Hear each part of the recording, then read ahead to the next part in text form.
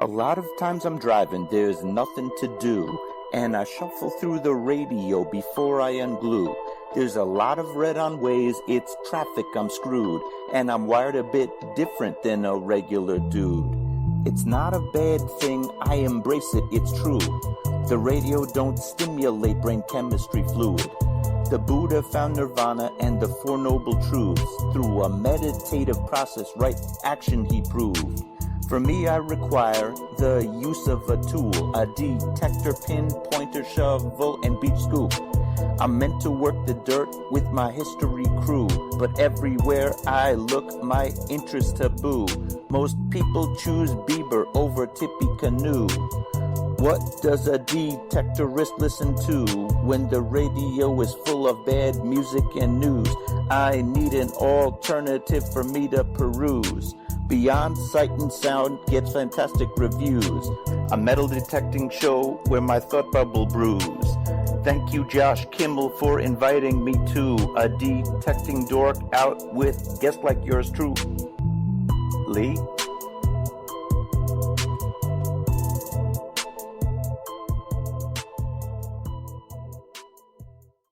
Are you looking for a high-quality beach and sand scoop? Are you trying to take your hunting to the extreme? How about an American-based company that stands behind their product and everything they sell? Then check out our friends over at XTREME Scoops. John has been making scoops for some time now and makes a quality beach and sand scoop to take your hunting to the next level. XTREME Scoops recently released their new sand shredder that works great in the water and on the beach. And if you're a new Equinox user, you may want to check out his Surfmaster X3 that can trap those small targets you new Equinox users are finding out there. XTREME Scoop's company approach is let's do it right. So do it right, buy it once, and go to the extreme. XTREMEScoops.com. That's XTREME scoops.com. Hey boys and girls, we are going to talk about S&W shooters and prospectors. What is S&W shooters and prospectors? We at S&W Shooters and Prospectors help people find treasure. Did you say treasure? Yes, treasure. Just listen to this amazing review from our happy customer, Jackie Sparrow. Chuck was shipshape and a pleasure to deal with. I was able to buy everything that I needed at prices that were shillings less than others. I found my 9 pieces of 8 in no time. Savvy? I know you're asking yourself, why should I shop at S&W Shooter and Prospectors? Chuck Smalley has over 45 years of metal detecting experience. He works with each customer one-on-one to customize their setup to match their skill level. So if you always dreamt of being a pirate, contact Chuck at S&W Shooters and Prospectors and he'll take a great deal for you. Eye patch and rum not included. Caution. Please do not operate motor vehicles or power equipment while under the influence of this show. Listening to this show could cause side effects such as bouts of laughter, violent binges of cabin fever, and even dreams of silver and gold. Please be advised. Now that the fine print is out of the way, on with the show. All right, we're back. We're live once again. You are listening to Beyond Sight and Sound, metal detecting and treasure hunting radio for all the really cool digging people out there. And some of us are trying to stay a little cooler than others in this weather, let me tell you. First, though, links in the chat and the description. Our friends over at Shooters and Prospectors, A.I.P, XTREME Scoops, DETECTEES, TheRingFinders, Nokta Makro website, and the Legend update link. Terry Shannon's website, Midwest Refineries website. There's also Ohio Metal Detecting NYC, All Metal Militia, Detect Ed Outdoors,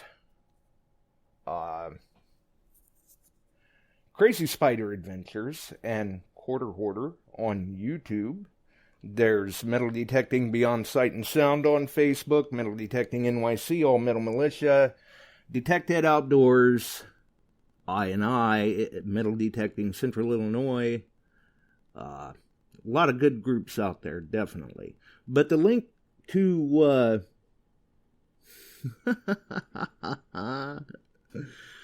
Oh, already see them going, hello, Jason, if you're in the chat already. Either way, the link to remember, obviously, is Quarter Hoarder's YouTube channel. And don't forget, there's Detect America on Mondays, 8 p.m. Eastern. Can You Dig It on Thursdays, 8 p.m. Eastern. And we're here on Wednesdays and Sundays, 8 p.m. Eastern. And obviously, Quarter Hoarder's videos drop on Tuesdays. Don't ask me for a time. I can't tell you. Maybe he can. So how is it going, Quarter Hoarder? Man, it's good to be back, Josh. Thank you for having me on yet again, my friend. It's been a much shorter time span since the last time. Yes, it has. It'll be nice. Well, we've got a lot to talk about now. I know. Coming out there to your part of the country, beautiful country. I mean, I'll tell you, I was kind of dreading the 3-hour drive from O'Hare Airport to Galesburg. I really enjoyed it. That was some beautiful country. Man, it was just clean. The air was crisp out here on the East Coast. It's a little smoggy. It's a little dirty. It was a beautiful area out there. So that ride was actually pretty enjoyable. Yeah, the air does have a little different environment to it once you get away from all of that. Yeah, no, it was really nice. The whole thing was great. And I am in the chat, but I forget my Spreaker password, so I can't chat, but I can see everybody. So hello to whoever's joining us tonight. Yeah, there's quite a few of them dropping in there. I see Chuck's in, Mike Lockelmet, the Bills, Janet, lot of Quart of Water. That's an interesting name. That's Mark Thomas. Do you know Mark Thomas? Okay, yeah. He always has some clever redo of my name on whatever show I'm on. So today he's Quart of Water. See, usually he's got some sort of redo of his name. That's what kind of threw me there for a second.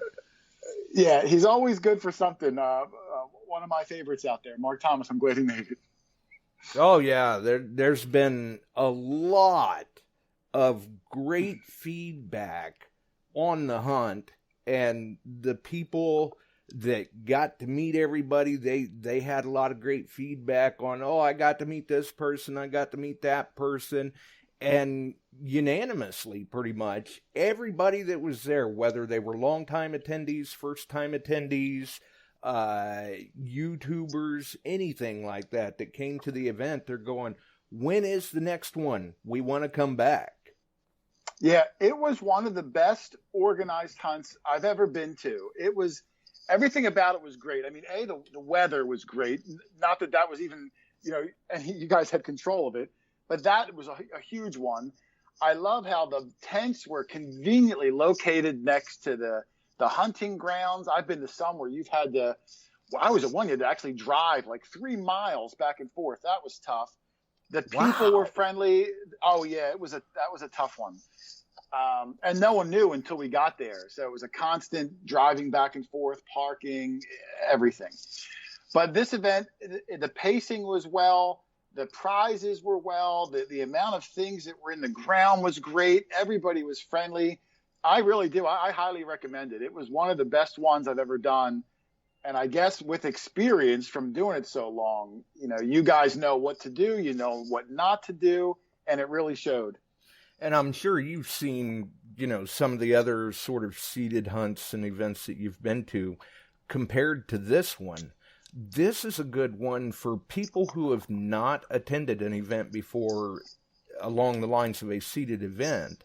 This is a good one for them to cut their teeth on because it's very laid back, very mellow, very friendly, not excessively competitive like we see with some other seated events. Yeah, no, I didn't see any competitiveness. And the field that the hunt was on was so large that a lot of these seated hunts, the whistle goes off and within 15 minutes, all the targets are gone and everyone's just kind of walking around. it seemed like those targets sustained the entire length, probably into the next hunt, because they really seeded a lot of stuff. I can't imagine how many people and how long it took to get it done. But the little things like that really show that make that hunt stand out above most of the rest.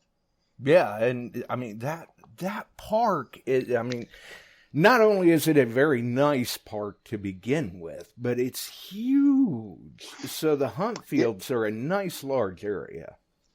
Oh, yeah. And Chuck was telling me that park itself is massive. And we were only on like a small little fraction of it.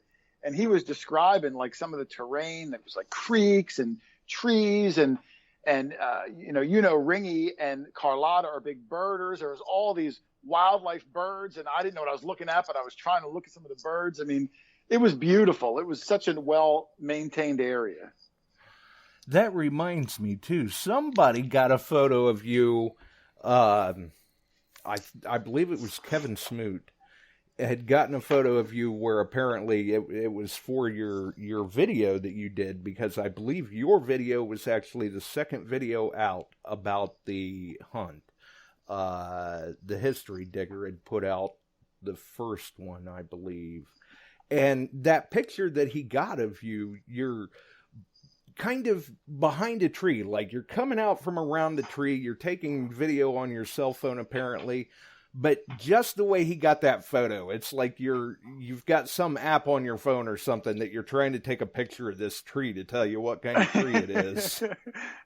No, that's what it looked like. I saw the picture. It was funny. I was doing something. See, normally when I go out around here, I bring a lot more gear with me. But when I travel, I try to pack very light. I've had stuff broken. I've had stuff lost. So I just bring a cell phone. I bring bare bones, and I figure I'll deal with it in the editing software. So at that moment, that picture, I have some video software. I don't like to just use the standard iPhone video. So I was trying to pull focus beyond the tree, and then I kind of start at the tree and slowly slide out to reveal behind the tree. But it looked like in his picture that I was like some tree lover, or I was looking at some bug crawling up the tree. But I didn't even know he was there. Just he happened to catch a pretty cool picture there. Right. It's just kind of one of these, I can see somebody posting that up at some point going, caption this. Yeah. So that was a story. I'm not that much of a tree lover. I was trying to go for a special effect with limited gear, Right. Definitely. It was something else, though, and it was great seeing everyone putting faces to names, and yourself, there were a number of YouTubers there. Oh, there was a lot of people there. People I've never, I only really travel up and down the East Coast to events. It's rare I even go, past Pennsylvania west. So to me, 95% of those people I've never met before. Maybe I've spoken to them online or whatnot, but to meet them in person, to shake somebody's hand, to put a face to their typing is really nice. Some great people, out in that part of the country. Right. Yeah. This was a little bit of a trip for you, kind of a little bit out of your element, maybe. Yeah. It's nice to kind of get away, to meet different people. Like I said, we go to a lot of the events, New England, all up and down the East Coast, and we see pretty much the same people at every event. Not that it's disappointing by any means, but, the same group is going to all these. So this was far enough away where I was telling my buddy Doug that went with me, I said, man, there's going to be a lot of faces that we've never met. People might not even know who we are. I better wear a shirt with my name on it because, we're a little bit out of our area. But, enough people knew who I was, which feels nice because, why is this guy holding a camera to my face? And so the people were very gracious and tolerant, I try to capture the moment without being too obnoxious about it. Right. And I got to say, good job with the video. Yeah, it was tough. I had fun with it. Traditionally, a seated hunt is not always the most enthralling video. They're a lot of fun when you're there and you're participating in it, but it's hard to capture that because everything is kind of it's seated. It's not the same thrill. It's still a thrill, but it's a different thrill. So I kind of just pace them as I try to add some music. I try to make it happy. I try to get as many people and faces in the video as possible to just try to show the fun that you would have by attending an event like this. So that's what I try to capture more so than the fines or how much one person got over another. I try not to focus on that. I try to make it more about the fun that you'll have going to these and the community that we've all helped build over the years, that everyone is invited in and would be treated well at these events. Oh, yeah, and I would say you conveyed that point extremely well in your video.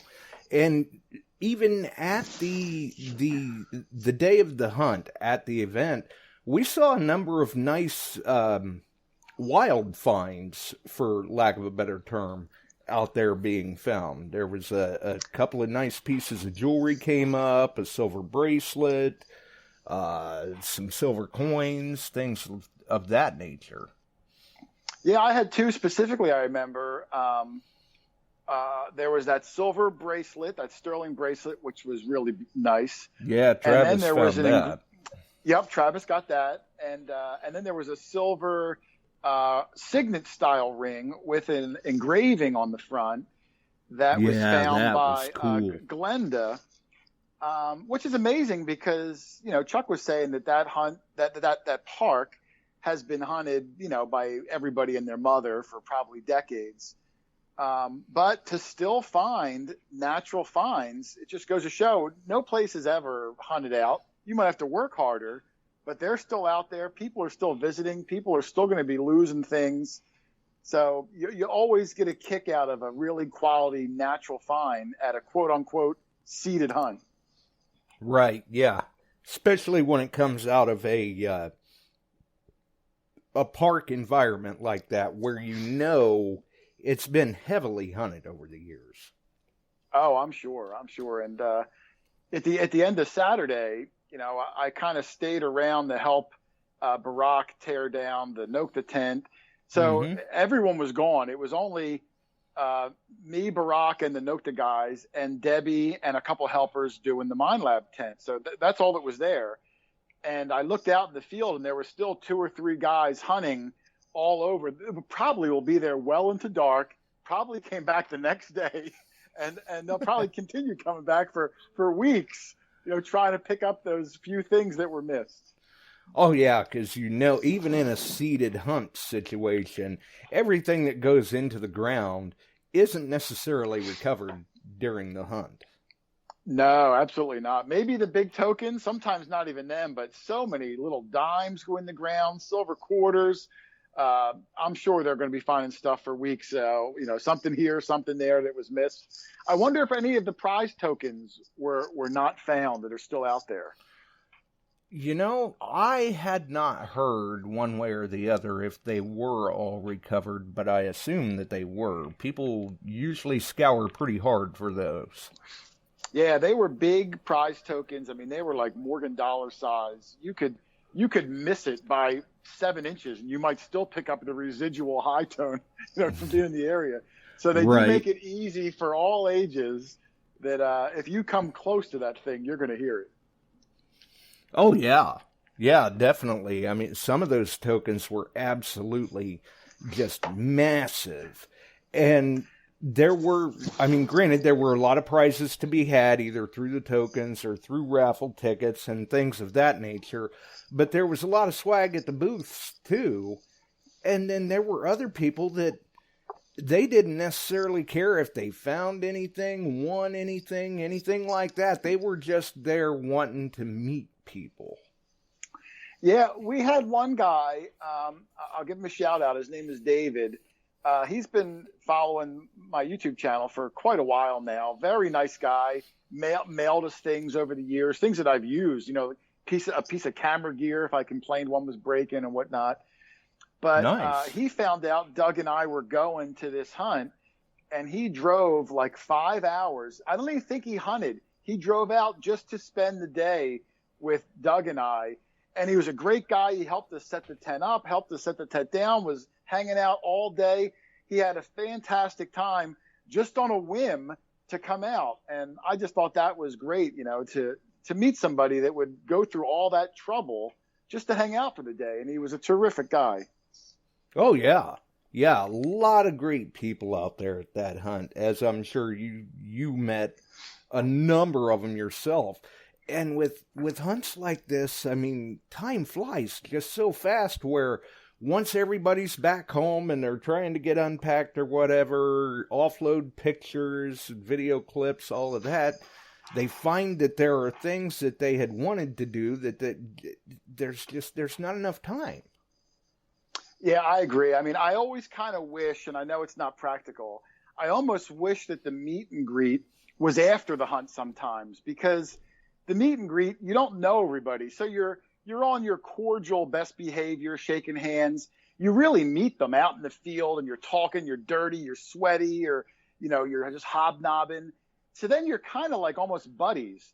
So if the meet and greet was after the fact, well, now you kind of have a relationship and you like, oh man, let me get a picture with that guy Mike I met. Let me get a picture with this guy Larry. And, granted, not everyone wants to stick around when you're dirty and sweaty, but I almost wish that there could be a meet and greet after the event, because now you know these people. They're almost like, all newfound friends. Right. Yeah, absolutely. And during the meet and greet and the event, both the hunt itself, you and Doug were pretty much set up with Nokta Makro, and they had quite the spread for a tent. Yeah, Nokta Makro, I love that company, and I'm not a nomad. People always think I'm a nomad. I'm not. I'm a guy that likes their machines. I've liked them for many, many years. So we have a relationship where I'll go to some events and support them, and I'm not on the payroll or anything like that, but I just believe in them, and I really believe in their mission, what they're doing. I like their customer service. I like how they listen. The new version for the Legend should be out any day now. I just got the beta version. I have it on there. What you get for that dollar amount, and that they're still constantly adding to it. This new version, I think, adds 15 or 16 additional features that you paid for less than that, but they're still adding to it. Good quality features, too. A mute button, which everybody knew. A third multi-frequency. A new audio pitch, all sorts of things that they're still adding to it.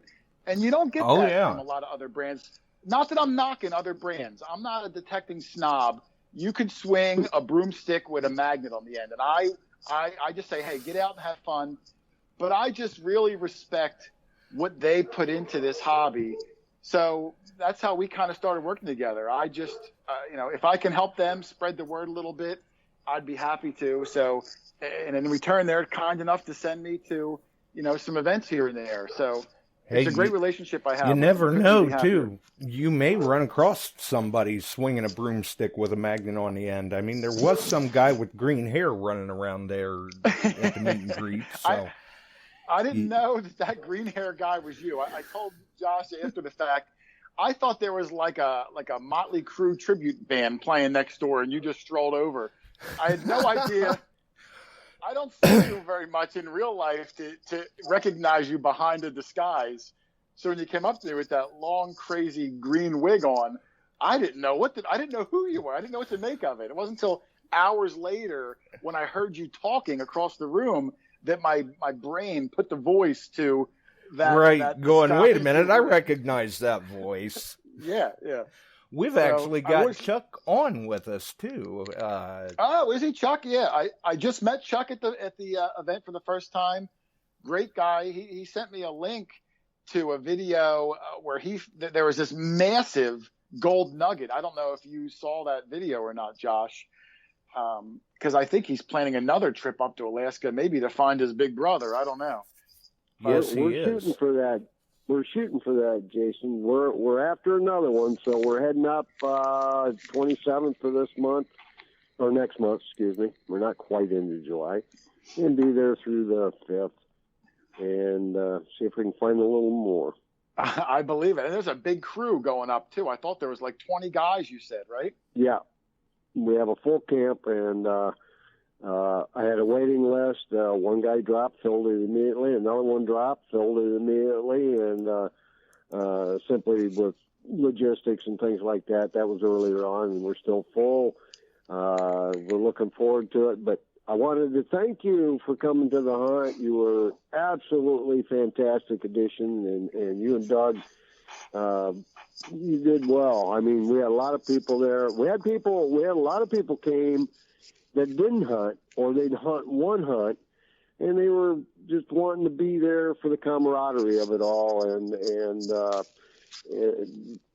we're laid back. We don't say, no, you can't be here because you're not hunting. We want people to come in. We want them to learn. We had some that came up and questioned us about detecting that have never done it and just hung out for a while and kind of enjoyed themselves. Yeah, that's really good. You got to be an ambassador like that. Maybe that spawns the urge. They look into it, and now next year they're back as a participant. Some people, that park was so nice, I wouldn't be surprised if just locals that went to the park had no idea there was an event going on, strolled over. Yeah, and they drive. We saw several of them drive up, get out, walk up, and kind of look around and go to the Nokta or down through the tents and talk to people, and people were showing them what they were finding in detectors, and they brought people over to me or over to you guys and things like that, and it's fun to do that. It shows the good side of the hobby for everybody. Absolutely, yeah. I mean, hey, you always got to bring new people in to keep this going.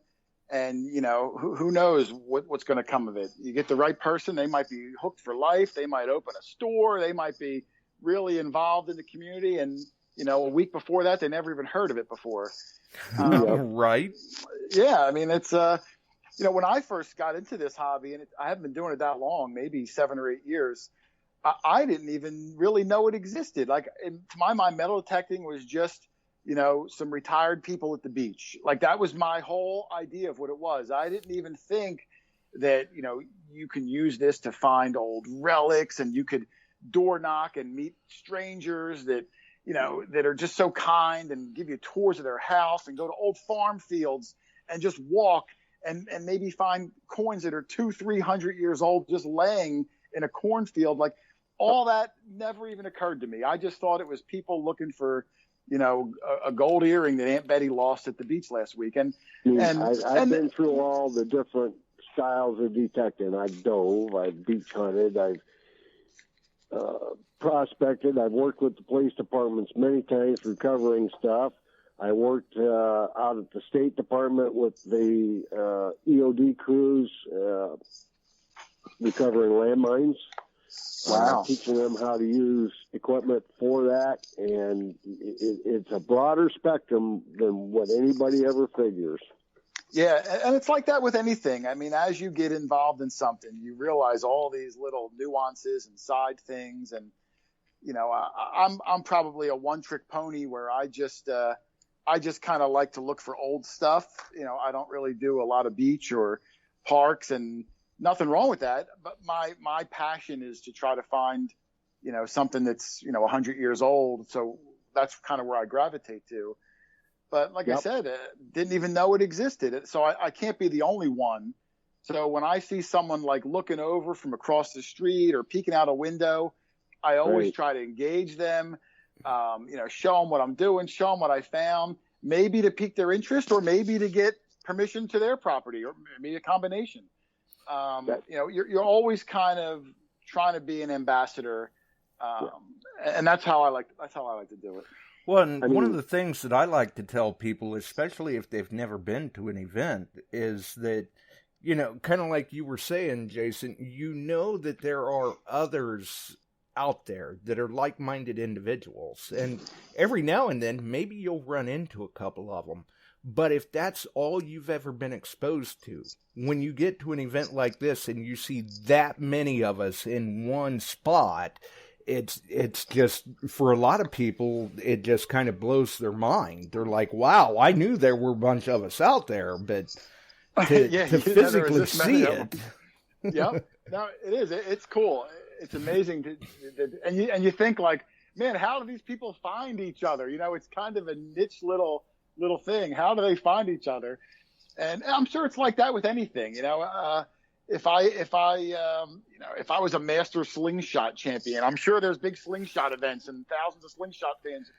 So it's great to find something that you love, a passion that you can hang out with other people.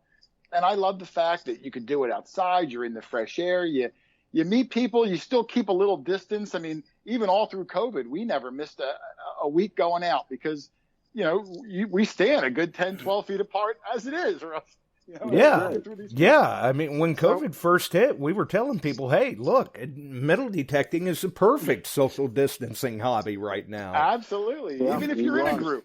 You have a big field all by yourself. Yeah, or even me. I mean, I hunt in a group, 5, 6 guys. But you still have to separate even before COVID. You know, you want to have a little bit of room to swing your machine back and forth. So yeah, it was the perfect hobby. I wonder how many people picked it up during the whole COVID thing. Oh, a lot. Countless. Believe it or not, a lot of people would call and ask, and I'd meet them here and take them out, and they got into the hobby because it was something that Mom, Dad, the kids could go out and do in the yards that they knew or the farm fields, and a lot of people stepped into it simply because they were looking for something beyond sitting at the house being cooped up. Yeah, it was tough, and it is. It's a great way to get outside. You can go, you know, so many places, keep your distance, but yet still have a good time. Yes. And I watched your video. You did a great job with it, or the YouTube. And he comes up to me, Josh, right about the end of the day, and says, I need to interview you. And I'm loading stuff up. I said, okay. My shirt's half out, my hair's standing straight up, but he interviewed me. well, like I was telling Josh, you know, in the pre-show, is that I'm a talker, Chuck. So I'll go up to somebody and I'll just start talking, and 20, 30 minutes might go by. And on these seated hunts where I try to socialize with everybody a little bit, you forget. And I forget to take pictures. I forget to video certain things. Oh, you get busy. Yeah, you get caught up. And there's so many different things going on. There's a lot. And if someone comes up to me, like, I can't just blow them off. I'm going to give them 15 minutes of my time. So there were some people that I wanted to get over to, and I either didn't make it, or it was real late in the day, like you, when we're dirty and sweaty. But you know, hey, that's part of the hobby. Getting dirty and sweaty is part of the hobby. So there you go. How this. Yeah, absolutely. Then I watched one of your recent one you put up in that old house that you only had like 4 hours. Oh yeah. That looked like that place needed to be searched a lot. Oh, we go back again. When we first got it, they said, yeah, you can hunt it, but we have to leave at noon. It was like 8 o'clock in the morning. But they said, you can come back next week. So that was we were just cherry picking, trying to find hot spots, racing, knowing we were coming back, but to try to figure out where might be the best spot to start when we return. Right. Where to better focus on when you come back. Yeah, it was 11 acres, and the original house was built in 1690. Wow. So, wow. Yeah, we get a lot of 1700s houses out east, but 1600s are kind of rare. So when I see them, you know, you get chills up your spine to hope to find anything, period. Oh, yeah. Yeah, absolutely. Yeah, that'll be English. Coppers. Yeah, well, coppers and even older. I get so excited. You know, our whole thing that we do is, you know, we love the farm fields, but during the summer, the farm fields, you know, they're planted. You can't get on. You lose them for the summer. Yep. So every week we're out door knocking the oldest houses we can find, trying to get on a new house every week. And even though some of these houses are massive, we could probably go back 2, 3, 4 weeks. I try to get a new, fresh house every week for the videos, new people, new backgrounds, new scenery. So when we're done with the house, it is by far from cherry picked. If you followed me and went the next day, you'd find a ton of stuff because. Well, it seems to me that you don't get a lot of detected at times because the other guys with you are all yelping they found something, and you're running back and forth trying to take pictures of it. I've made peace with that long ago. I found enough stuff already that there's not a jealous bone in my body. I'm hoping they find stuff. You know, I want to. Yeah. Right. It makes the video better. And the guys that I go with, I mean, after doing it so long, they know. You know, they find something. As soon as they see that it's going to be interesting, they immediately drop it, and they'll wait for me. They might wait 10 minutes if I'm doing something, because I don't want them to pick it up and start looking at it, because then their brain is processing what it might be, and some of that excitement might be lost when the camera's rolling. So they immediately drop it. They won't even look at it, so I can at least try to capture as much of the raw emotion of figuring out what it is, what kind of shape is it in, what could this have been off of, and you know, and all of us gather around and we're standing in a circle throwing out guesses, and like, to me, that's the magic. You know, it's almost like, you know, leading up to what the actual item is. I mean, at the end of the day, hey, it's great if it's an old large cent or something, but you know how many large cents we have? It's the excitement of what could it be? What's the possibility? That's what I love to try to catch. So, well, I try to tell people, they say, I made a find of a lifetime, and I'll tell them, no, you didn't. No, you didn't. What do you mean? The next big find. Never say it's a find of a lifetime. You're putting a finale on it. Just keep moving forward and get something better. The find of a lifetime so far. Right. That's right. You can say it that way, too, but I just keep moving forward with it. I mean, the things that I have recovered and you have recovered, it just gets better. Yeah, it does. The best find until the next one. That you've never found.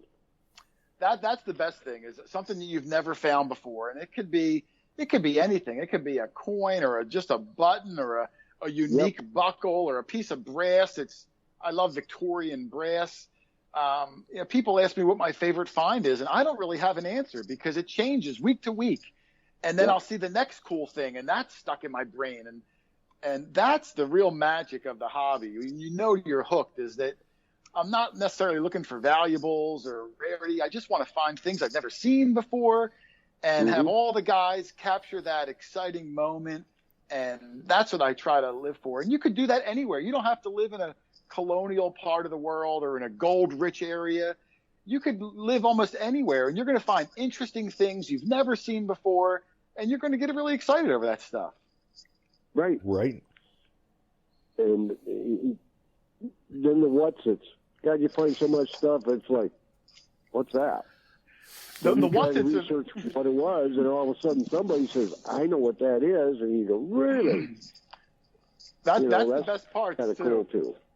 You know, I know for my channel, like, I love not knowing what something is, and I guess maybe being a dad for so long is that, you know, dads, if you don't know something and your kid's asking you a question, you're going to kind of make something up and just so we'll find something. I don't know what it is, but I'll make something up. Doug will make something up, and the audience later that watches, you know, a lot of them might know what it is, so they're compelled to, like, you know, you idiot, it's really this, you know, like, you know how hard it is to know every single metal object ever made? Also, you know, it's impossible. Doug was fantastic at the hunt. Also. Yes, he was. And, thank you. And, you know, both of you should be commended because people like that. They like to be able that you're approachable. You like to get with people, and it was grand. And I mean, of course, we got KG and Ringy there, and we had a couple that couldn't end up making it. That would have been right in the mix of things too, but that happens, and sometimes things in life get in the way. Yeah, it happens. I mean, I thought it was a great hunt. I thought everything went really smooth. I know there were some last minute things beyond control that certain people couldn't get there. I hope you weren't stressed out about it, but I thought it went off like a hitch. Nope, it's going to go one way or the other, and we'll make the most of it. If they hand me lemons, I generally make lemonade and throw some vodka in it, and we'll be just fine. And that's the thing about a rain or shine event. It goes on regardless. I mean, the show must go on. Yeah, we're absolutely. fortunate to have the weather we did. It did rain a little in the afternoon, but it was just a nice day. It was upper 70s. Everybody was comfortable. Good time. It was great. And I want to give a shout out too, Josh, to Barack from Nokta Makro, who he was flew great. all the way over from Turkey. I mean, he was in a plane like 14 hours just to come to that event, and he had an amazing time. So kudos to him for coming out.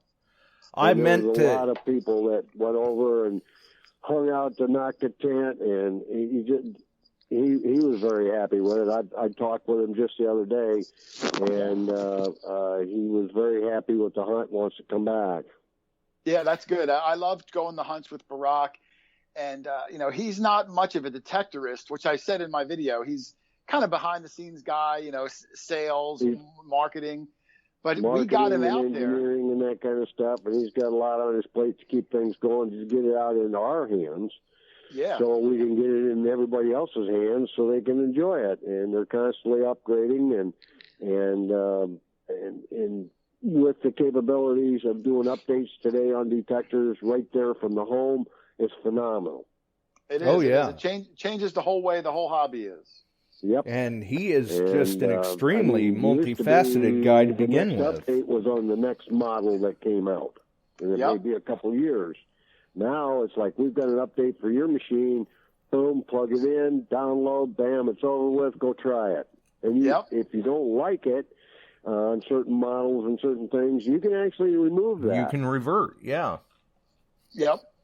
I think their new, this new version now has a true factory restore, which wasn't on the 107 version. So that's another new feature you can have. And a lot of people like to do a factory restore if they make so many changes and forget what they changed, and now they're frustrated.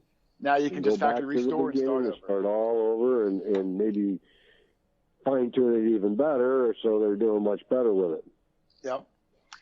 But Barack, when we were there, he took the Legend out in the field for one of the hunts, and he actually found one of the prize tokens for a machine. And I said, Barack, we got to give that to a little kid. And he was more than gracious. He said, yeah, go find a little kid. Great guy, and just shows how easy it is. Someone who doesn't even do the hobby was able to be successful at those hunts. So if he can do it, any beginner can come out and find some cool stuff. That just shows you how easy their machines are. He was walking around with a detector. I happened to be out watching him, and he was just grinning from ear to ear. He actually got to go out and participate. Yeah. That the guy that drove out, he drove 5 hours to come hang out with Doug and I asked him, can you watch the tent so Brock can go hunt? He never gets to hunt. And that guy stayed at the tent while we were out and gave Brock a little break to go out and find some stuff and actually participate. He was happy as a kid. Yeah. Nice. It's a good time. And this particular club, we do a fair amount. We support like Deer Wyman House in the Quad Cities here. It's a non-for-profit where they've restored and keep up the original deer home in Moline, Illinois, which is the John Deere Company's founders' family homes, and we meet up there. They let us meet there, and so we make donations to keep it going, and they don't get any funding other than public donation. And, that's great. Yeah, and the club had the raffle, and some of that money is going to go to help support Deer Wyman House and some of the other historical societies around the area, because they help us find things we've been looking for. And a great group of people, and they're laid back and not too uptight about anything, and we like to go out and do our hobby. We have hunts together during the year, and since COVID, we were going to do one like this several years ago, a follow-up to the first one, and that got all kiboshed. Well, this year we were able to pull it off, and everybody's telling me they want to come back, so I'm going to present it to the club again. You want to do it again, you got to follow one now. Yeah, absolutely. And we'd love to have you back, and Doug, and of course we're going to ask Nokta back if it comes off, and Mind Lab, and whoever else wants to come and hang out. We had Ronnie the Ghetto and Frank Lapagallo and the DA crew there, and we had a great time, and it'll go over again. Yeah, and Detect talking about America that, was there, or not Detect America, Detecting the Heartland was there. Casey and Mindy. yeah, I met them. them. Well, we don't. Some clubs have these cold shoulders to other clubs and this kind of stuff, which we don't understand why they do that. We're all in this hobby together, just like you were talking about, Jason. We're out there meeting people, having a good time, sharing a like hobby together, and having a good time. Yeah, and when you see events like this, the cold shoulders, the competitiveness, all that stuff just goes to the wayside. Yeah, I mean, their club, Detecting the Heartland, I met them. They were really nice. I mean, they came out to your hunt. You guys probably go to their hunts. I mean, I can't imagine any animosity in my heart towards someone else, you know, loving this hobby. You know, it just becomes another ally. So, right. Yeah, they were great. And DA and Ronnie, you know, Ronnie was nice enough to give me one of Frank's ugly boxes, which I've been playing with. I'm going to do a video on that. I just want to make sure I'm very comfortable with it, because I hate to make a video where I'm giving advice and it's not accurate. So right. I've been playing with that. One thing you want to remember is just follow the book. Don't cook them too long and this kind of stuff. Do it in short shots and learn how to run it, and it works very well. I've done a couple pretty nasty coins that ended up turning into pretty nice coins and readable dates and that, and it works well. Yeah, I'm enjoying it so far. I'm trying, like I said, I'm going to try to, I don't want to say the word master it, but I want to know enough about it where I can make a video that's informative, where I'm not just shooting off the cuff a little bit. Right. But yeah, right. Really interesting contraption. I've done some electrolysis at home in the past with like battery chargers and things like that, and there's cables everywhere, and I'm always worried I'm going to get electrocuted at any moment. It's nice to have it. It's nice to have it contained in like a nice little box. Yeah, that would be good. It would look good, you dancing around getting shocked on a video. Well, that's true. If I get shocked too bad, it might not be a me to make a video. Right, yeah. May not be a video for that one.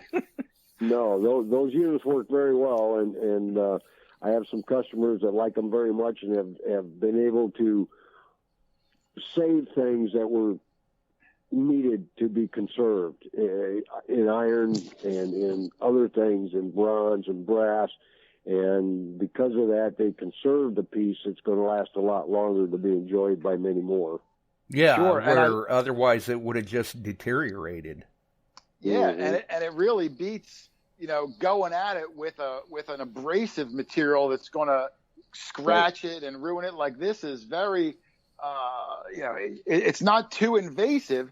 And then there's that little wand, this like vibrating wand that I'm really loving, that kind of just slowly vibrates the stuff off, but you're not using anything harsh and destroying it in the process.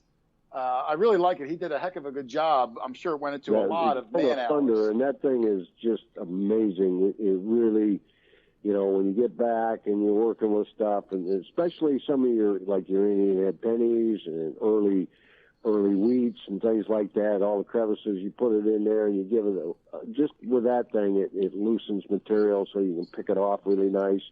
If that's all it needs, that's all you need to do to it. Some are so crudted up from being in fields with chemicals that have been added. Sometimes you can't even see a date. You can at least get down to a date and understand which coin you found and clean it up a little bit, and that'll preserve it also. Yeah, that's what I've been doing. I've been going through, you know, over the years, I have a mason jar of just corroded coppers, and I'm starting with them where, you know, I have nothing to lose. So until I get used to the machine. Yep. And then once I get better at it, then I'll start going into my cases of ones that I've ID'd, but maybe I'm going to try to get rid of some nasty areas on there. But I want to start off with these junk ones where if I screw it up, there you go. I didn't lose anything. Right, That's yeah, right. great way to get started with it, and you'll find that machine surprises you. Or don't you want to tackle it, because there may be a value in there that maybe we shouldn't, even with the equipment that we have, and that we shouldn't be messing with it and send it to a conservator. But that for what you're doing, perfect. I mean, just don't overcook a silver coin, because I've done that. Yeah, I haven't done any silver yet. So far, it's all been copper coins, some brass pieces that I found. I have a couple really nice buttons that I want to try it with.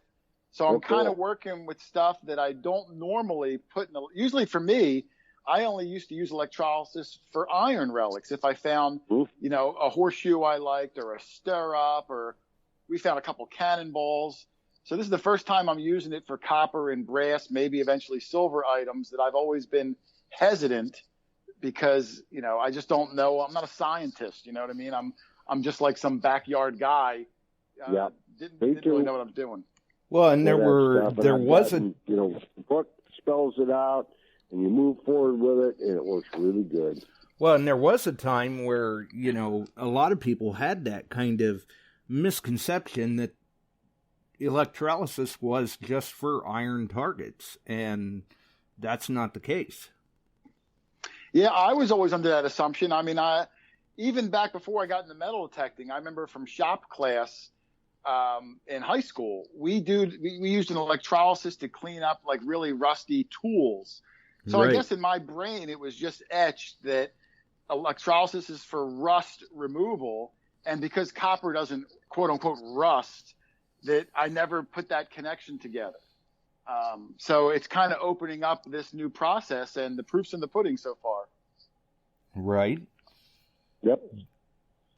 And so it does. It works well. That hunt, Jason, that's what the whole thing, that hunt, try to bring people together.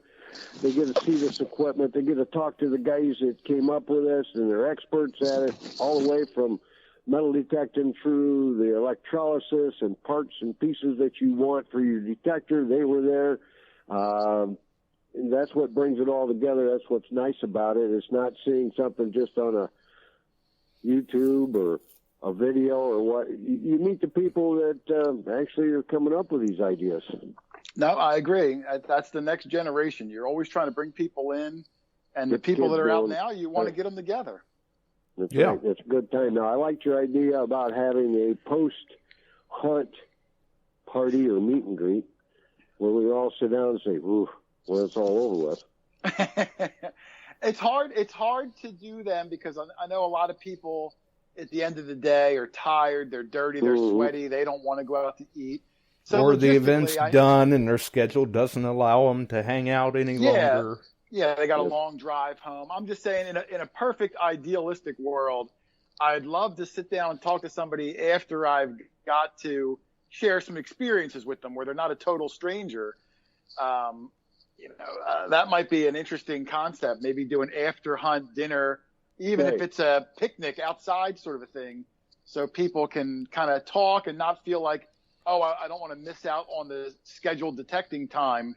We'll catch up later. And then before you know it, later is gone. Right. Well, and we did have them talking at the meet and greet and during lunch at the event and things like that. Well, we had quite a few there, including Mike Lockerman. He was there from Central Illinois. I mean, it was great. It really was. And they got to talk with a lot of people and learn from each other and have a good time with each other. That's what it's all about. Yep. No, I've stayed in contact with several people that I've met out there already. And cool. I was telling Josh again in the pre-show on my YouTube channel, I was doing a giveaway about maybe 3 weeks ago to win this finds box that a friend of mine makes. And I did the drawing in yesterday's video, and the person that won, her name was Glenda. And I remembered I met a Glenda out there, and I thought, oh, there's no way that's the same person. But lo and behold, it was the same person who I met, had quite a lot of conversation with out there, made the video of the Swing of the Summer event, and she won the giveaway. There was over 1,000 people entered, and happened to pick someone that was fresh on my mind. We had a lot of conversation out there. So it was pretty small world, little experience. Cool. That's very cool. Yeah, definitely is. So and we're going to try, and I'll see if they want to do it again. This time we'll get a little quicker on the uptake on it. What we were having to wait and see if it could be scheduled in the KG and Rings, and that came through, so I had to scramble in at the end to get it out. But we had great attendance. Well, plus there was some uncertainty on COVID restrictions and things early on in the year. Of confusion of the state of Illinois. That was one thing that kind of held us up on a few things. Yeah, I've been nervous about some of these detecting events because, every state's different, and the COVID things were 1 week it's this, the next week it's that.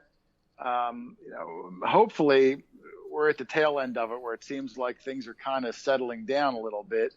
So even on the airplane ride out there, no one even had to wear a mask on the plane, which was almost kind of strange because I'm so conditioned now that that's the new normal. Right. You didn't have any problems or anything, did you? No problems whatsoever. Well, that's good.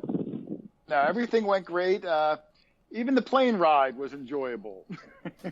Wow. Sometimes you sit on that tarmac for like 2 hours and you're like, what is going on? But no, the whole thing worked out really well. And after the event on Sunday, we stayed Sunday. We went up and visited the American Pickers store, from that TV show, and did a little bit of like tourist sightseeing up there. I didn't even realize that they were that close. But they're 15 minutes from my house. Yeah, they were really close, and I didn't even know. And we just got lucky. John White told us about it, and we thought, oh, man, what a great impromptu little thing to do on Sunday. Yep, that's something to go do. Cute little village along the river. LeClaire is very historic, very old. That's what I like to follow is the river and the old river towns and the crossings and the history. And I do a lot of hunting up and down the river, metal detecting. And believe it or not, you get a little further north of here and up around Prairie du Chien and Dubuque and the French fur trade and the trappers that came through. We're talking mid-1600s up here. Wow, that's incredible. So I've been fortunate. I've been very lucky. I saw your video where you guys dug a 8 real. Oh, yeah, that was a nice one. That was a nice one. Yeah, I found 1 8 real, and I found it along the Mississippi River. And wow. It was in 1803. That was older than ours. That was the first 8 we've ever found, and the only one we've ever found. Doug found that. And we find a lot of smaller reals, halves, ones, twos, and usually I found those also. And usually that was in the Keokuk area along the river. I got a 2 real, 1 real, 1823 bust half, and an 1840 dime in one hole. Oh my goodness! Now, are they black when you pull them out of the river? This wasn't in the water. This was in the Keokuk area. Keokuk. Okay. The city was there, or the town was starting there, and they platted the town. And the guy that came and platted the town, I've held the original plat in my hands. It's on vellum, and it's in their public library. And the signer of that plat, the surveyor, was Robert E. Lee. No kidding. Yes, sir. Wow. And his aide-de-camp for the entire Civil War originally was from Keokuk, Iowa. The family then donated some memorabilia from him of traveling with Lee the entire war right to Appomattox. They have a card in there, Jason, with buttons on it. There's only one other set of buttons known, and that's on Lee's frock coat in the Smithsonian. Well, I had no idea there was ties to that area from Robert E. Lee. I guess I just always associate him with just Virginia. Nope, he was actually a surveyor, and his signature's on that plat map, and they've got it rolled up in a tube in the library. And I said that needs to get out and let people see that. Yeah, see the things you learn. Yeah, that's incredible there. I had no idea that he was from that far out west or was out there. Well, the Ohio, the Mississippi, and the Missouri rivers, they were the heartbeat of the Western expansion. And right. There's a lot more there down to St. Joe, Missouri, where Lewis and Clark left from on their expedition. A young man from Keokuk, Iowa, died up in Sioux Falls, South Dakota. There is a statue for him up there, a memorial, but he was from Keokuk, Iowa. And they sent all his effects back to their family, and that sits in that library. Wow. It was a letter from Meriwether Lewis. Wow. That's incredible that those things are in like some small little library. You'd think that would be in a big museum. Keokuk was a hub. I mean, across the river, just a little north of them is Nauvoo, Illinois, where the Mormons were forced out of Illinois. They went into Iowa, set up camp there, and then began their western search for a place for their Salt Lake City, and it all started right there. So those type of hubs are places to study and go into, and they're amazing to hunt. Wow. That's pretty incredible. I had no idea. That's what we start learning history when we start doing this. We start learning more history than you ever thought by going out and detecting and going to these historical societies in the communities, and all of a sudden you find things you never knew happened there. Yeah, no, exactly. we join a lot of historical societies out here, and we'll donate certain pieces and things like that. And what a hub of information that they are, because they know everything about that little town or county. They'll really clue you in for maybe things that you never even knew existed. You never saw it on a map, or, but they'll know about it. And they're really good allies to befriend in this hobby. It really goes hand in hand. And in return, we will often donate pieces to them, a lot of times in the property owner's name, to kind of give back, because, not a lot of people are going to see it on a shelf in my living room.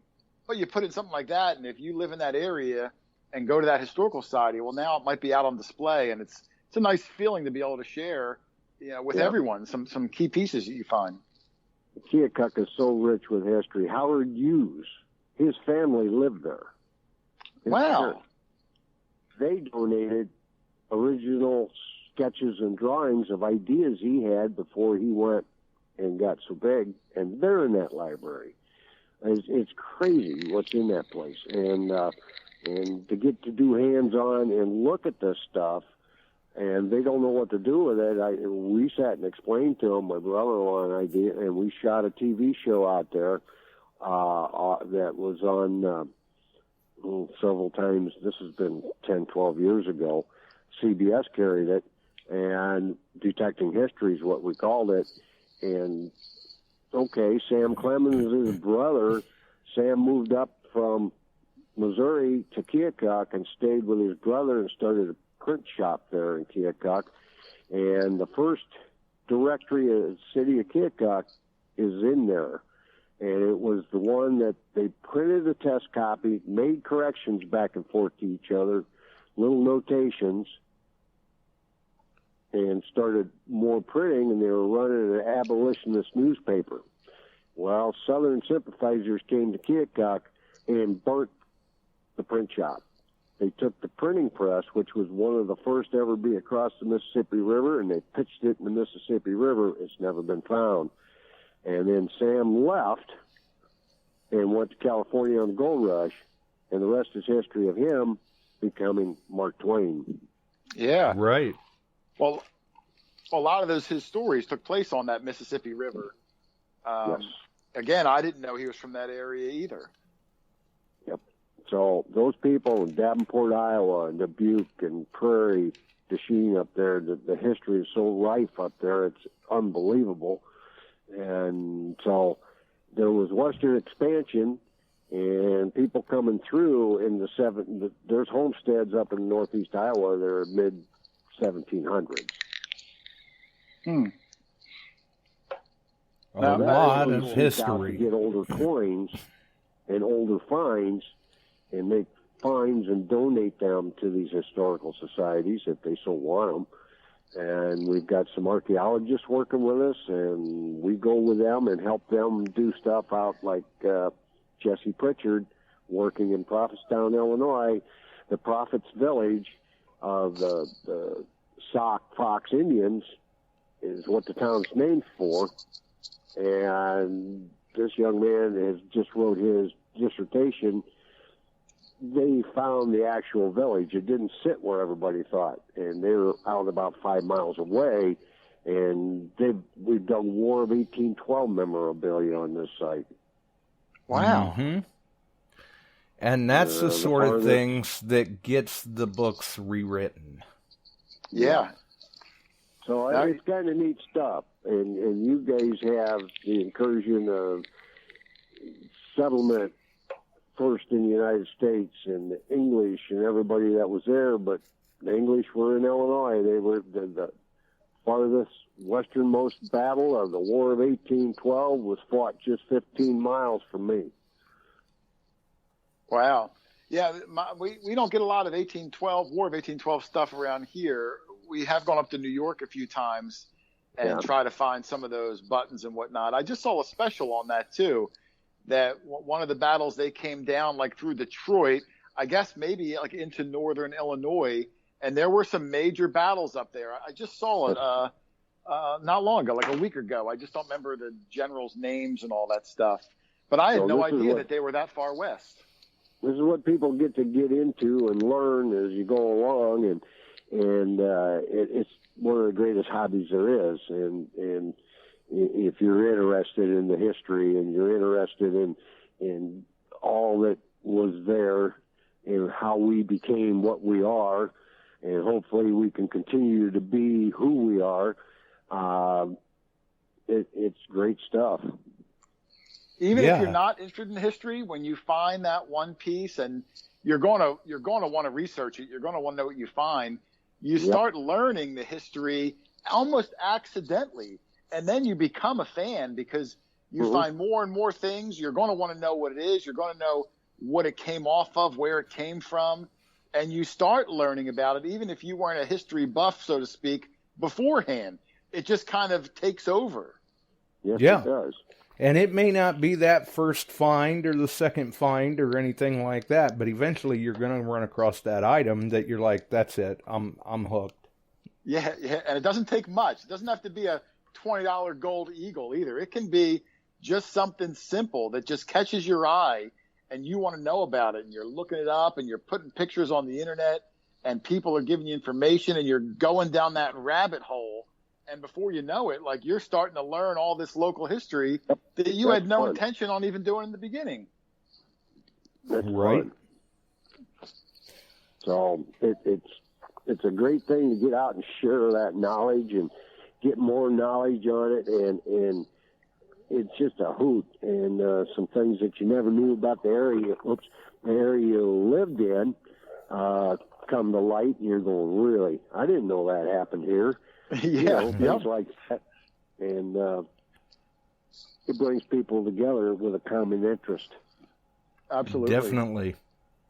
And you're one of them that's doing it. You're out there on YouTube, and our interconnectivity today compared to 30 years ago, 35 years ago, before we had all this internet and YouTube and all this kind of stuff, you waited for a magazine. Yeah, I know. The Calico Press, the letter to come out to show you the latest and greatest in treasure and Western Eastern treasures, and you get into a club, if you were fortunate to have one nearby, that would help you out along the way, because you got a detector, you put some batteries in it, you turned it on, you tried to read the instructions and go out and start learning it, and then you had to get with some people, and they give you tips and tricks, and that's how it grew. And even today, we're still doing the same thing, getting with people and helping them learn the hobby, and it's a great time. Yep, I mean, people can get the information faster today than it was back then, that's for sure. Oh, absolutely. With the technology, the internet, the social media, the the YouTube channels, the podcasts, the go lives. Yeah, it's a shame. Some of those magazines, are probably going to fall by the wayside. Hopefully, they find a way to shift a little bit.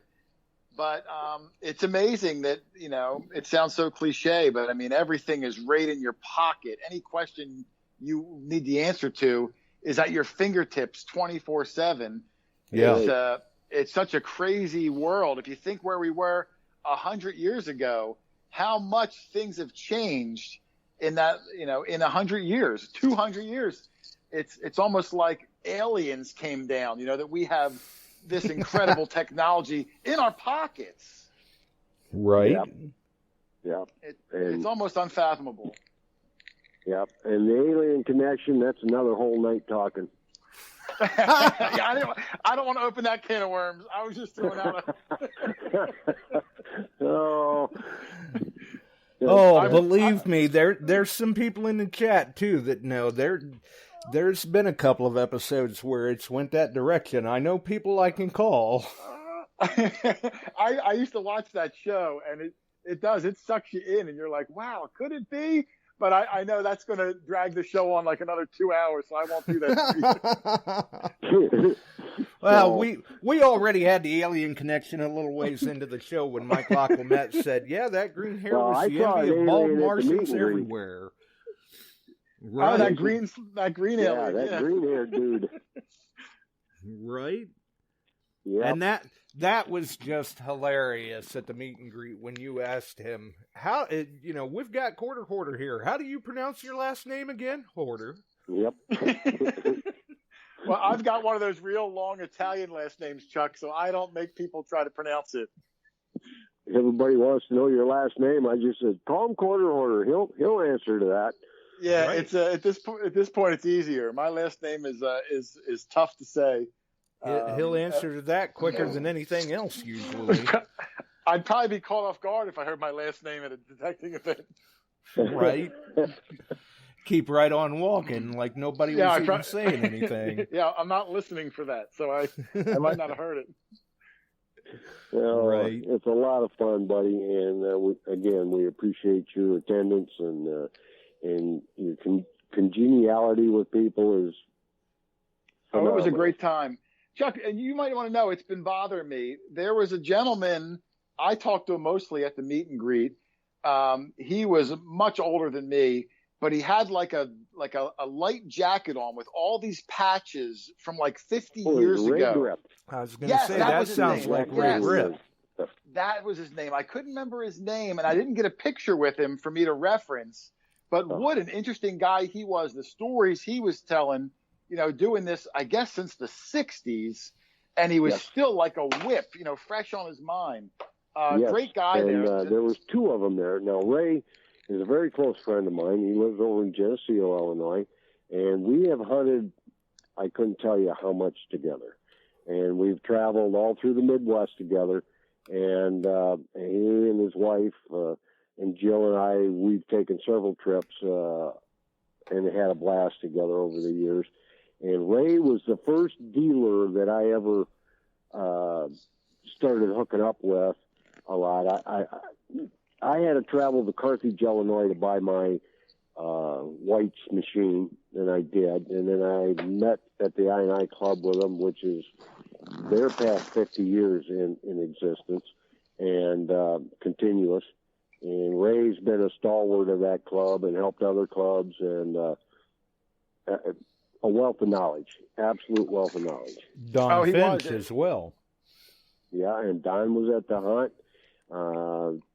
Don started detecting, I think it was 62 or 63 with a Heathkit.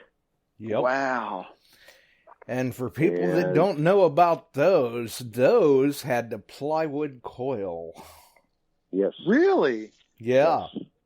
The coil itself was plywood, and like what the wire was exposed, like you would actually make that yourself. Wind your own coil and everything.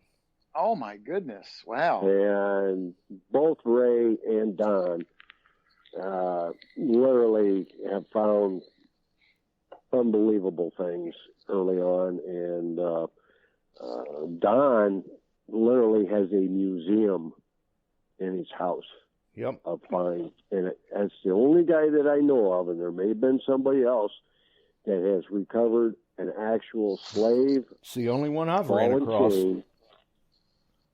A slave what? A slave ball and chain.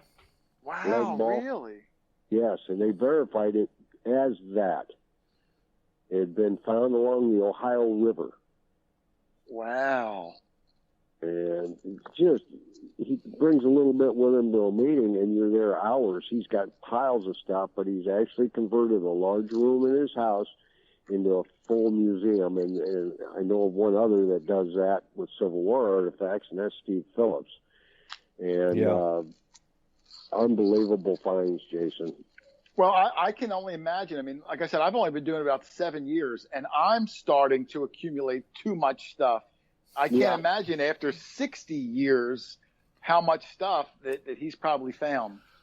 Yeah. Right. Well, and you got to remember, too, that... off in their old, I think it was an old Chevy coupe, and drive south. Yep, and sleep in the back. In hard Civil War areas that you wouldn't believe what they dug up there. Yeah, because you've got to remember that this is before restrictions and regulations. Yeah, they probably had free reign to go in places that are unheard of today. Yes.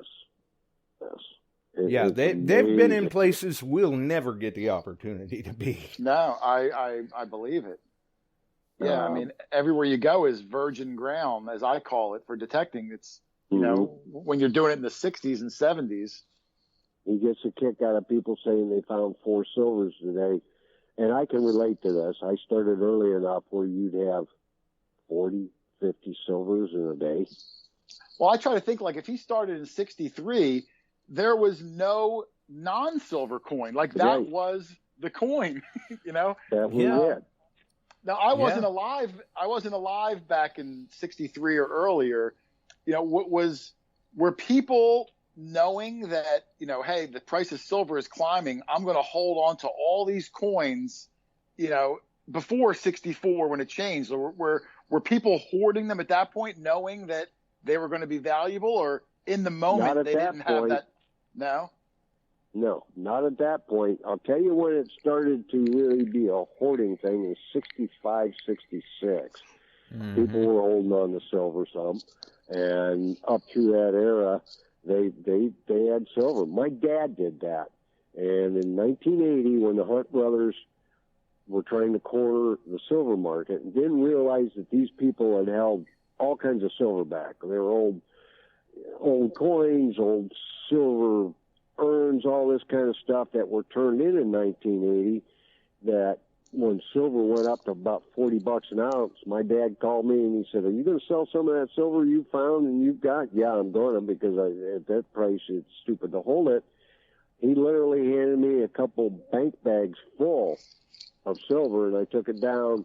The only place that we had was Davenport, Iowa, and cashed them in around the $37 an ounce mark. $3.70, they were actually paying you at that point $3.10, $3.15 for a silver dime, and then on up. And amazing. And gold had spiked. I sold off a bunch of gold rings and stuff I had found, because at that point I'd been detecting about 8 years then. Wow. Yeah, it's probably laughable to them when they hear someone found, you know, two silver coins, 3 silver coins. Right. You know, remember, because you figured back then they had pretty much the same regard for that as we do for clad coins now. Yeah. You know, it was just a coin. Yeah, it had no value above its denomination. I guess you kind of take it for granted back then. In hindsight 2020, I guess. Yeah. There was a spot in Davenport, Iowa, I'd go down and hunt. Jill would go down with me. She'd get the shopping done. I'd be hunting and working this parking area, and the parking meters were in grass. There was coins all around the meters? Oh, thick. Just thick. And I mean, 80% of what I was finding or more would be silver. Yeah. mostly dimes. You find nickels, pennies, occasionally a half or a quarter down there, and you can just walk up and down that line popping silver like candy. Yeah. Yeah, every year it gets a little less. We got to try to find different spots. And that's right. You got to work at it. You got to research. That's the whole thing about going out and researching and finding these old homesteads and things that are out in these huge cornfields and cellar holes and things like that. That's what you got to do. And yes, you can still go to the parks and other areas and find stuff. If you have a real good understanding of your machine and stuff, which most people are getting into, and understanding what they're doing and squeezing the most out of them for more depth. But, you know, that's what we got to do today. I mean, fields. You like to work fields. I like to work fields, but some of the fields, if you research, there were schools and churches and small towns on them, especially out through Iowa. There's a lot of those towns. And up here in northern Illinois, there are also, but they're now in farm field. Yeah, you got to work fields. on it, find out who owns it, and get permission to get out there. And most of them are pretty good about it. Yeah, they are pretty good about it, and we'll do well. We'll walk through a farm field. We might walk, 4 hours and find nothing, and we might hit a little 30 by 30 section, and maybe in that area find double-digit large cents, cap bus, seated quarters. Something was there, but never saw it on a map. And we'll try to research beforehand, but sometimes you got to just get boots on the ground and walk, and you'll stumble across it. You'll start here in square nails, lots of volume of concentration of metal in the middle of nowhere, and you'll start hitting all these things, and you'll know something was standing here 200 years ago. Just couldn't find a record of it. Absolutely. Yep.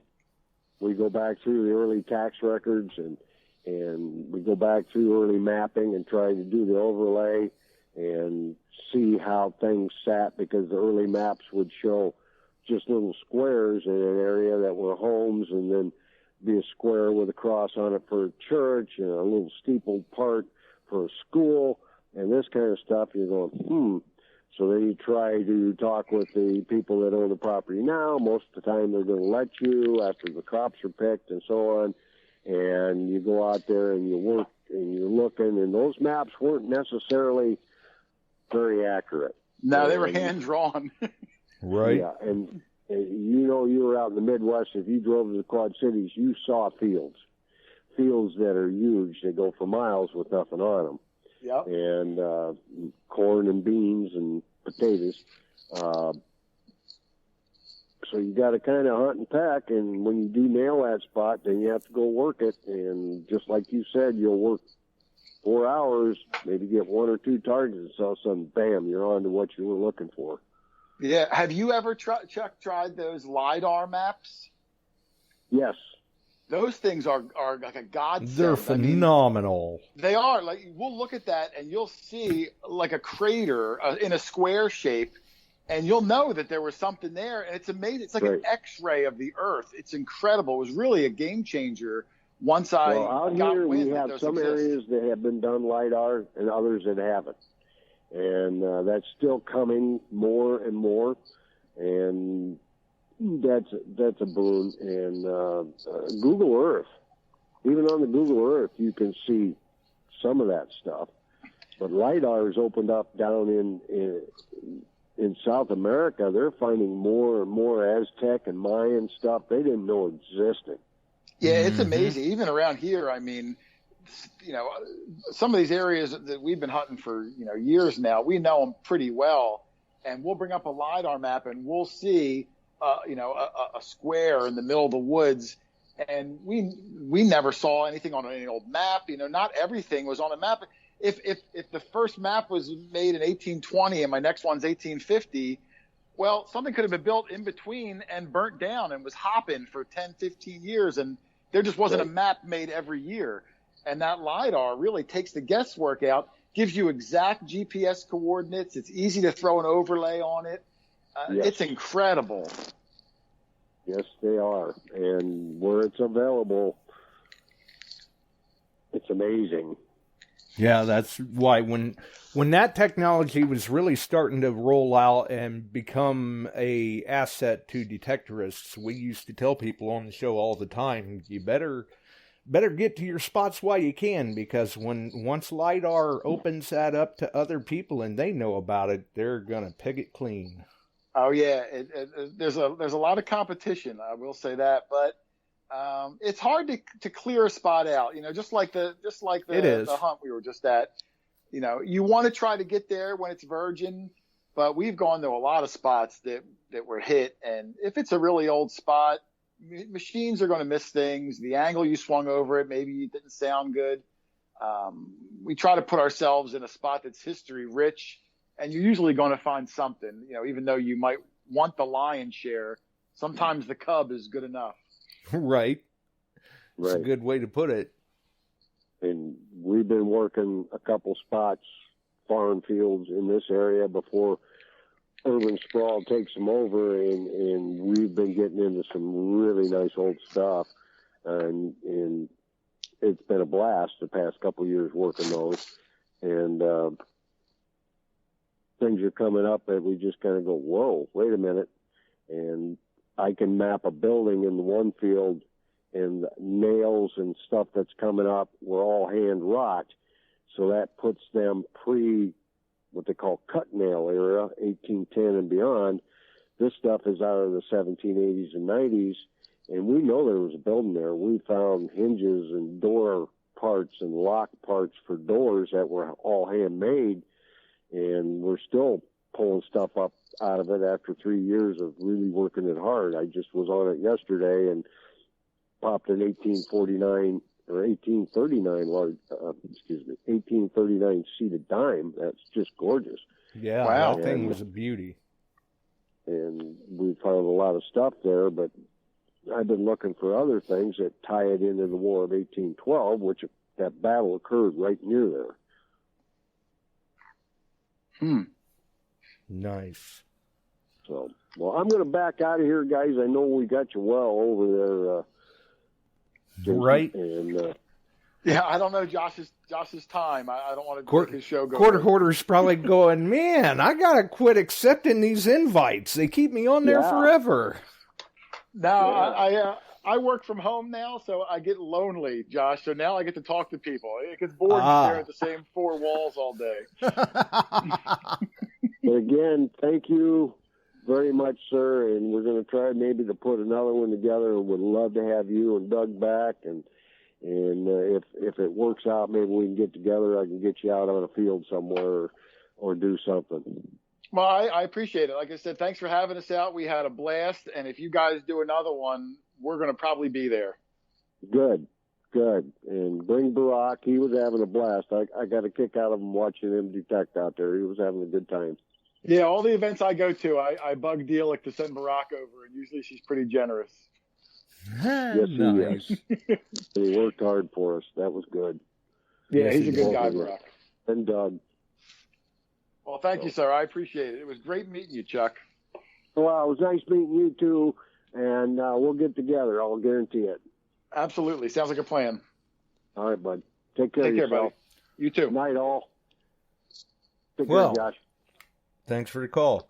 And, Josh forgot that he was on the... And we have definitely went on quite a bit. Is there anything else you would like to mention before we get out of here? Nothing in particular. Like I said, it was great to get out there to meet everybody. If you're listening, you don't live near the Illinois area, there's probably going to be some seated hunts in your area. If you've never done one, go give it a try. You're going to meet some great people. You're going to have a heck of a good time. You're going to just be engulfed into the hobby.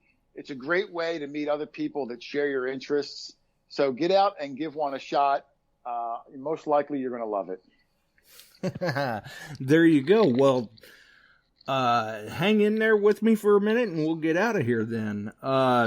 For everyone else, obviously, Quarter Hoarder, make sure and check out his YouTube channel if you haven't already. For us, let's see, Sunday, it's 4th of July weekend, so we will have an archive Sunday. Normally I don't forecast that, but we will have an archive Sunday. So we'll probably be back again next Wednesday. Until the next one, have a wonderful evening, folks. We're out of here.